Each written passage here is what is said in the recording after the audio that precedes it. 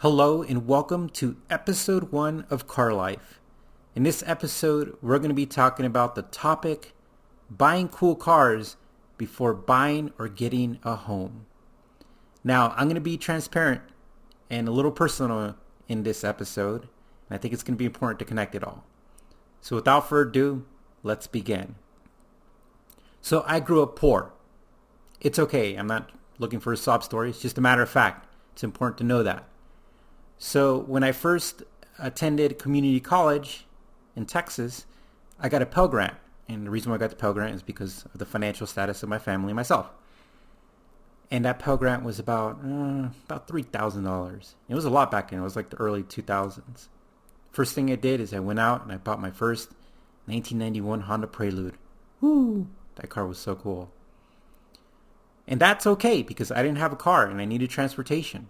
And I loved cars. I have a passion for them, and I had a passion for them since I was 12 years old. But that was the prelude, pun intended, of what would become a decade of just solid spending money on cars, car parts, and car everything. Now, let's talk a little bit about time travel. If we get on a spaceship, Star Trek, hashtag Star Trek, and go back into time and tell ourselves and shake ourselves, don't do this, don't do that. First off, will we listen? Because if somebody came up to me when I was in my 20s and said, you buying all these cars, you're stupid, I would have probably wanted to fight them. Just being honest. Just I was hard-headed. And I didn't care. My mind was set. But if our old self could listen, what would we tell him?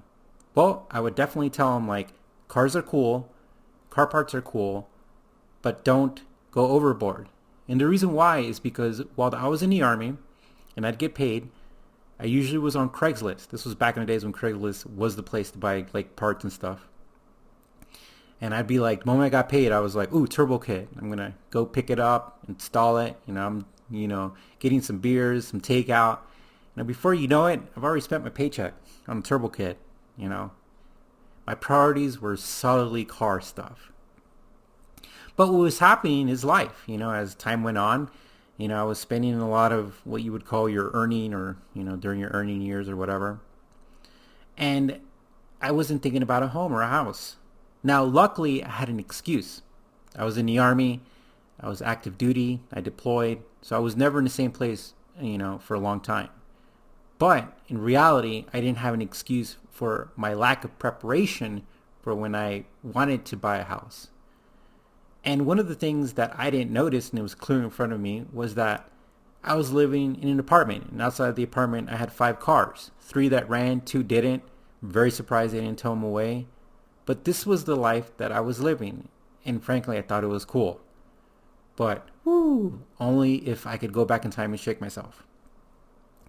Now, this episode is not about judging people, but it's about helping people take a moment to step back. And maybe there's a young person listening, or maybe somebody else was in the same boat and didn't get the memo till later on. But finding a balance in that spending, or finding that balance in that passion. Now, luckily, very gratefully, I have a home now. I have my garage and I have my cars. But like anything in life, if we would have invested in Apple or Amazon or blah, blah, blah, everything could have been sooner or in a better, grander way if the choices would have changed. So one of the biggest things about having a home before cool cars is the garage. Like having a garage for your car is so important. You could work on it, you could store it, keep it from the elements, and it's just really neat. You get to your house, you open your garage, you park your car, and then you're inside your house. I remember I was living in an apartment and I was so excited because I was like, oh man, I just have a cool car. And we rented a garage and I'd go downstairs and it was 3 flights down to get to downstairs. And then I'd have to walk like 100 yards across another building to get to a rented garage to my car. And I was at the time excited. I was like, man, I got a garage. Little did I know that, the rent would go up on that garage. I couldn't customize or personalize that garage. It was just a garage, and it was far away.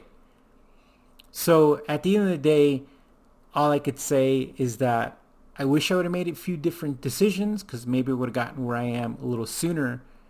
But that's life, and I don't regret anything. But at the end of the day, maybe sharing my story or giving some advice about it might make an impact for somebody else. All right, guys, let me know what you think about episode 1 and about this topic. All right, we'll talk to you soon. Stay tuned for the next Car Life episode.